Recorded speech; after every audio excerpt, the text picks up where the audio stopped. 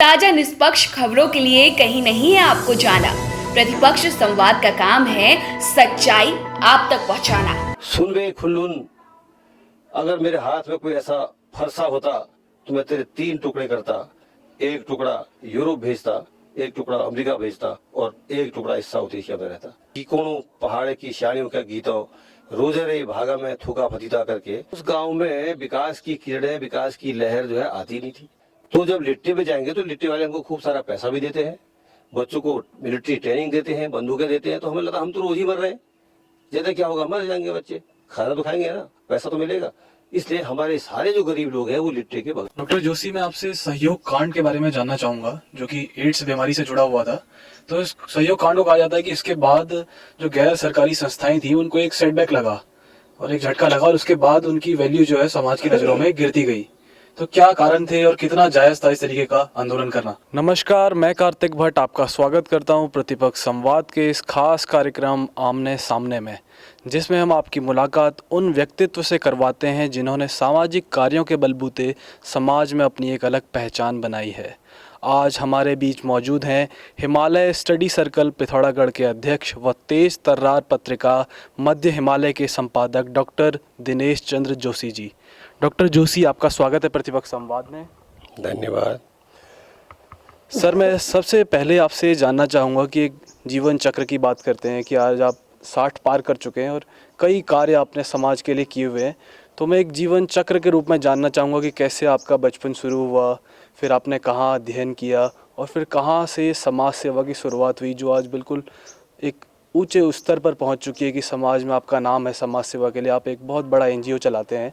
तो मैं ये सब आपसे जानना चाहूँगा कि आप संक्षेप में हमको अपना एक जीवन का चक्र बताएं। बचपन तो हमारा एक बहुत ही सुदूरवर्ती, जिसको कह सकते हैं सुदूर गांव में ही बीता। लगभग 5 वर्ष हमारा एकदम रिमोट गांव में हम लोग रहे, उसी गांव के जीवनचर्या में पले बड़े। उसके बाद फिर नज़दीक के जूनियर हाई स्कूल में, फिर उसके बाद थोड़ा सा लोहाघाट एक जगह है वहाँ के इंटर कॉलेज में, उसके बाद पिथौरागढ़ डिस्ट्रिक्ट हेडक्वार्टर जो अब है तब नहीं था, वहाँ पर डिग्री कॉलेज में, और फिर बाद में आगे चल के कभी थोड़ा सा जेएनयू में और थोड़ा बाहर भी ऐसे कुछ अध्ययन का मौका मिला। तो बहुत संघर्षों के वाले जीवन और बहुत सीधे सच्चे समाज के बीच पैदा होने और पलने बढ़ने, सीखने समझने का मौका हमको मिला। और ये कह सकते हैं कि मेरा गांव ही मेरी पाठशाला थी, पहली पाठशाला, जिसने मुझे बहुत कुछ सिखाया, बहुत कुछ समझाया। और उस समाज के अंदर जहाँ संघर्ष थे वहाँ इंसानियत भी बहुत ज़्यादा थी, मानवीयता की एक पराकाष्ठा जिसे हम कह सकते हैं, वो उस वक्त के समाज में हम लोग देखते थे। लेकिन उसी तरह का शोषण, उसी तरह का एक तरह से कानून व्यवस्था की अराजकता, अव्यवस्थाएं भी सामने होती थी। आगे चल के जब लगा कि हम पढ़ाई के दौरान जब लगा कि समाज में तो बहुत कुछ अच्छा भी है, न्याय व्यवस्था भी है और कानून व्यवस्था भी है, हमारे गांव में तो ऐसा कुछ था नहीं, तब हमें थोड़ा कुछ काम करने और एक तरह से जिसको प्रोएक्टिव हम कहते हैं, किसी भी कार्यक्रम के अगेंस्ट जो है प्रोटेस्ट करने की इच्छाएं जगी। ये सब जो है महाविद्यालय की पढ़ाई के दौरान हम लोगों ने शुरू किया। जी सर, अब मैं ये जानना चाहूँगा कि मैंने आपकी पत्रिका प्रवाह से जाना कि 1982 में आपने सामाजिक कार्यों को करना शुरू किया और एक वाकया उसमें संक्षेप में बताया गया है कि चौकौड़ी में गांव की महिलाएं कुछ जंगल में कुछ काट रही थी, शायद घास वगैरह काट रही थी, तो उस समय आपको उनसे बातचीत होती है और वहाँ से फिर आपका मन समाज सेवा की तरफ हो जाता है। तो मैं जानना चाहूँगा कि कौन सा वो वाकया था और क्या उसमें ऐसा था कि आपकी पूरी दिशा ही बदल गई? बहुत ही मार्मिक ये वाकया है। चौकौड़ी बहुत सुंदर जगह है पिथौरागढ़ में, वहाँ से हिमालय बड़ा साफ दिखता है। तो चौकोड़ी से हम लोग, हमारा एक सांस्कृतिक दल कहिए, हम ऐसे अभियान में निकले हुए थे। हमारे साथ एक लोक गायक थे मुंशियारी के, तो वो एक गाना गा रहे थे बहुत ही मार्मिक तरीके से कि कोनो पहाड़ की शानियों का गीत हो, रोजरे भागा में थूका फतीता करके। वो महिलाओं के पूरे 18 घंटे का काम का पूरा एक जीवन चक्र उसके अंदर था कि किस तरह पहाड़ की महिलाएं प्रातः 4 बजे उठ जाती है और रात की 12 बजे तक वो लगातार काम करती हैं। उस काम का कोई मूल्यांकन नहीं है, उस काम में बहुत ज़्यादा संघर्ष है, कठिनाइयाँ हैं। उस गीत के गाते गाते हम जब चौकुड़ी के बाँस का जंगल वहाँ है, बुरास का जंगल भी है, वहाँ से गुजर रहे थे तो एक महिलाओं का समूह सुस्ताने के लिए घास वास लकड़ी से आ रहा होगा, तो जो किनारे बैठा हुआ था, तो वो गाना सुन के वो महिलाओं ने हमको रोका और थोड़ी देर में देखा वो महिलाओं में से बहुत सी महिलाएं रोने लगी। हमें लगा ये हमारे गाने से रो रही है, हमसे कोई गलती हो गई, क्या बात है। हम रुकी, हमने बात की, हमने कहा क्या बात है, आप लोगों को कोई कष्ट तो नहीं हुआ। तो बड़े मार्मिक तरीके उन्होंने कहा नहीं जा तो बल हमार मन है बात कह दी, हमार दर्द कामठे तो बल पतवन पत चल से तस दर्द हमन छके। तो बात करते करते करते हमें लगा कि यार ये वास्तव में गाँव में, खासकर हिमालय के पहाड़ी क्षेत्रों में, तलहटी के गाँव में बहुत कष्ट लोगों को है, बहुत तकलीफ है, खासकर महिलाओं को। और हम लोग महिलाओं के ही काम को समझने देखने के लिए अक्सर गाँव में जाते थे। अचानक मुझे एक कविता याद आई। हम लोग प्रगतिशील साहित्य पढ़ा करते थे, तो माओ त्से तुंग की एक कविता थी खुनलुन पर। खुनलुन भी पहाड़, चाइना का एक ऐसे ही पहाड़ है, हमारे हिमालय की तरह ऊंचा पहाड़।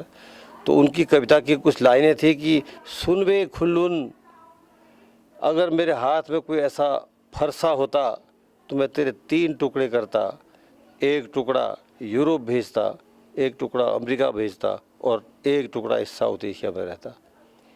यानी उस कविता का सार ये था कि अगर मेरी व्यवस्था हो जाती तो मैं पूरे विश्व को समाजवादी व्यवस्था का विश्व बना देता। तो मुझे भी अचानक याद आई, मैंने कहा अबे हिमालय तू बड़ा चमक रहा है, बड़ा उज्जवल है, उन्नत है, आभामंडित हो रहा है, लेकिन तेरे जड़ों में, तेरी गोद में ये जो गांव हैं, जो लोग हैं, एक असहाय स्थिति में जो लोग जी रहे हैं, वल्नरेबिलिटी का जो चित्र इनके सामने, इनके चेहरे से दिखाई दे रहा है, काश हम कुछ कर सकते इनके जीवन को बदलने के लिए। हमारे साथ अभियान में कुछ पढ़े लिखे लोग थे, राजकीय महाविद्यालय कुछ लेक्चरर लोग भी थे, कुछ पत्रकार लोग भी थे, संवेदनशील लोग थे। तो हमें बड़ा लगा यार कुछ करना चाहिए। पढ़ लिख के नौकरी करना तो सभी कर ही रहे हैं, कुछ खास काम करना चाहिए। शाम को जब हम लौटे तो हमने पिथौरागढ़ में जो हमारा एक स्कूल शुरू किया था हमने बच्चों का, पब्लिक मॉन्टेसरी स्कूल, वहाँ पर हम बैठे और बड़ी चर्चा हुई कि भाई क्या कर सकते हैं। तो विचार आया कि हम बच्चों को और महिलाओं को के विकास के लिए कुछ काम करें। तो उसी चर्चा के बाद धीरे धीरे समझ में आया कि एक मिशन स्टेटमेंट जो हमारा पहला है इस संस्था का, वो किसी पुस्तक से निकाला हुआ नहीं है। हमने कहा हिमालय के जनजीवन को हिमालय की तरह उज्जवल, उन्नत और आभावान बनाने के प्रयास में हम क्या करेंगे, उसके लिए भी हम कुछ काम करेंगे। तो ये हमारा एक तरह से मिशन स्टेटमेंट बन गया, making the life of Himalayan people as radiant and bright as Himalaya is itself. तो वहाँ से हम लोग को फिर समझ में आया कि अब हमारा जो है मिशन क्या होगा। ये तो विजन स्टेटमेंट हो गया, अब मिशन स्टेटमेंट में फिर हमने कहा कि जो कारण क्या है इसके, इस रोने धोने के, इस जो लोगों के चेहरों में जो झुर्रियाँ हैं, 30 साल के बच्चे, लड़कियाँ, 25 साल की लड़कियाँ, ऐसा लगता था कि वो 50-55 साल की हो गई है, चेहरे में झुर्रियाँ पड़ी हुई हैं। तो हमें लगा कि कारण क्या है। तो समझ में आया कि भाई ये इनके स्वास्थ्य के लिए काम किया जाए, इनकी शिक्षा, इनकी आजीविका और इनकी जो वर्कलोड है इनका जीवन का, इस वर्कलोड को कम करने के लिए कुछ काम होना चाहिए। अब सब कुछ तो हमारे बस का था नहीं, तो हमने सोचा कि अब हम अपनी तरफ से कुछ करेंगे। वहीं से हमारा काम करने की हमारी जो प्रेरणा बनी, वहीं से हम लोग काम शुरू किया। तो हमने फिर कुछ विद्यालय शुरू किए पहले गांव में गरीब बच्चों के लिए। धीरे धीरे विद्यालय बनते गए और वो गांव के लोगों को सौंपते गए। फिर हमने महिलाओं को संगठित करना शुरू किया, अलग अलग महिला संगठन बनाए गांव में। और बालवाड़ी, तब ICDS स्कीम नहीं थी, अब तो ICDS हो गया। हमने ICDS को, हमारे उसी बालवाड़ी के बाद ICDS शुरू हुई। बालवाड़ियाँ खोली गांव गांव में, और महिला स्वास्थ्य के लिए मीटिंग और उनके स्वास्थ्य को, जो जिसको हम आज कम्युनिटी हेल्थ कहते हैं, समुदाय स्वास्थ्य का एक पूरा कॉन्सेप्ट है। तब हमारे पास ऐसा कॉन्सेप्ट नहीं था, लेकिन हमें लगा कि हम अपनी तरीके से हेल्थ अवेयरनेस के माध्यम से, हेल्थ एजुकेशन के माध्यम से, जिसको आज प्रिवेंटिव हेल्थ कहते हैं, preventive health, promotive health, curative health, इस सब चीज़ों में चर्चा करते हैं। हमने कहा हम क्या कर सकते हैं। तो हमने धीरे धीरे गांव ही से लोगों को इकट्ठा किया। कुछ वॉलंटियर्स गांव से हमारे साथ जुड़े, लड़कियां लड़के, और जोड़ते चले गए। और आगे धीरे धीरे धीरे धीरे जैसा लोगों ने बताया, जैसा उनकी नीड लोगों की हमारे सामने आती गई, उसी हिसाब से काम करते करते चले गए। और आगे चल के फिर कई सारे ऐसे लोग भी हमसे जुड़ने लगे, वित्तीय संगठन भी हमसे जुड़ने लगे, कई सारे सामर्थ्यवान लोग भी हमसे जुड़े, जिन्होंने हमारे काम में मदद करना शुरू किया। और बनते बनते फिर कई सारे काम हमने उन गांव में, खासकर उस वक्त जो हमने मुआनी नदी घाटी क्षेत्र के गांवों से शुरू किया था। रामगंगा, अपर रामगंगा वैली है वो, वहाँ से लेके नामिक ग्लेशियर तक जो नदी घाटी के गांव हैं, वहाँ तब न कोई राजनीति थी, न कोई जाता था, और बहुत ही सीधे सच्चे लोग होते थे, लेकिन ज़रूरत उनको बहुत ज़्यादा होती थी चीज़ों की। हमने वही गांव अपना कार्यक्षेत्र बनाया, और स्कूल के साथ साथ स्वास्थ्य शिक्षा का काम करते रहे, महिलाओं का संगठन भी बनाते गए, और साथ ही साथ पत्रकारिता भी चलती गई, क्योंकि वो भी एक हथियार के तौर पर, एक टूल के तौर पर हमारे अभियान को आगे बढ़ाने में हमें मदद करता है। इसलिए हमने वो भी नहीं छोड़ा, और अपने तरफ से थोड़ा थोड़ा करके चलते गए। जैसे कि वो एक कहते हैं कि वो हम तो चले थे अकेले ही सफ़र पे, मगर लोग आते गए और कारवां बनता गया। तो धीरे धीरे लगा कि यार ये तो अच्छा काम है, और लोग जुड़ते गए और कारवां ही बन गया। जी, पत्रकारिता की बात आपने करी, तो उसी सवाल पे मैं आना चाहूँगा। पर उससे पहले एक प्रश्न मेरा उत्सुकता बस मैं आपसे करूँगा कि बचपन के बारे में आपसे जानना चाहूँगा कि पहले के लोग बताते हैं कि उस समय बचपन कुछ और हुआ करता था, और आज के समय मानवता, आत्मीयता लोगों में काफ़ी बदल गई है। चाहे वो शहर की बात करें, चाहे हम पहाड़ के जीवन की बात करें। तो मैं आपसे जानना चाहूँगा कि आपका बचपन कैसा बीता, क्या माहौल उस समय गांव में हुआ करता था, कैसे लोग हुआ करते थे, और क्या बदलाव आप आज के समय देखते हैं उन चीज़ों में? ये यादों के मोती जो मैंने अभी एक प्रयास किया है, उसमें बचपन की वो तमाम सारी घटनाएं मैंने इसमें संकलित की हैं। इसको पूरा विस्तार से बता पाना तो अभी इतना मुश्किल, इतना संभव नहीं है, लेकिन सब मिला के ये कह सकते हैं उस वक्त का बचपन वास्तव में वो बचपन था जिसको हम बचपन कहते हैं। उन्मुक्त हंसी, उन्मुक्त खुशी, भागना, दौड़ना, खेलना, कूदना जो गांव के माहौल में तब था, वो तो अब गायब है, अब नहीं मिलता। अब तो बस्ता है, स्कूल में किताबों का बोझ है, तमाम सारी बंदिशें हैं, तमाम सारी असुरक्षा है। हमने जो बचपन जिया है उसमें ऐसा कोई असुरक्षा, बंदिशें न घर की तरफ से थी, न समाज की तरफ से थी। यहाँ तक कि मुझे याद है बचपन में अगर हम कहीं 1 किलोमीटर 2 किलोमीटर अकेले में कहीं चले गए, घूम रहे होते थे, तो आसपास के लोग नज़र रखते थे कि यार ये बच्चा किसका है और कहाँ जा रहा है, कहीं कोई दिक्कत न हो उसको। वो देखते थे, जब तक वो बच्चा अपने घर न पहुँच जाए तब तक वो दूर से उसको देखते थे, और कोई दिक्कत होगी तो तुरंत भाग के उसकी मदद करते थे। इस तरह के लोग भी तब हुआ करते थे। और एकदम प्राकृतिक वातावरण तब होता था कि कोई बहुत ऐसा हाई फाई इस तरह का दिखावा बिल्कुल नहीं। मैंने उसमें जिक्र किया है पुस्तक में डाड़ू की आग वाला, कि हम लोग जब तब माचिस का रिवाज नहीं होता था, लकड़ी जलाते थे सब लोग, दिन रात आग जलती थी।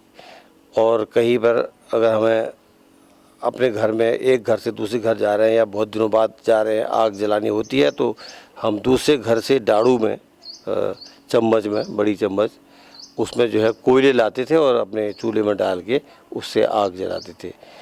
और किसी के घर में जा रहे हैं तो कोई बंदिश नहीं कि ये उसका बच्चा है, ये मेरा नहीं है, ऐसा कुछ नहीं। अगर उसके घर में दूध उबल रहा है तो बेटा दूध पी जाओ, उसके घर में कोई ऐसी चीज़ है तो खाने पीने की, उसको बहुत ही साफ़ सुथरा उन्मुक्त वातावरण बचपन के हिसाब से।